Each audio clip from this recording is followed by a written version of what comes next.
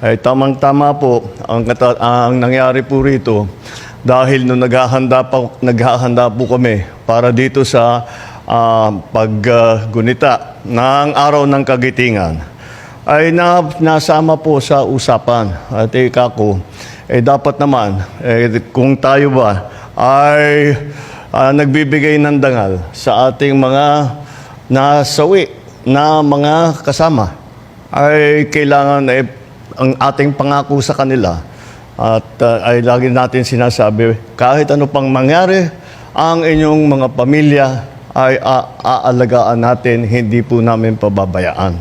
Sabi nila sa akin, masyado kasi mahaba ang proseso, mahaba ang komplikado, mga documentary requirements at kung ano-ano. Ay kako, hindi siguro tama yan. Dahil bakit naman mahaharang ang ating ibinibigay na tulong sa mga pamilya ng mga nasawi? Bakit mahaharang? Dahil masyadong hinihingi na dokumento, masyadong proseso, ang punot dulo ay nagiging matagal na. Nagiging masyadong matagal ang pagbigay ng mga benepisyo na ito.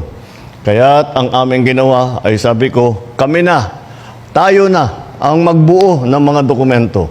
Tayo na ang mag-ayos ng kanilang mga pangangailangan upang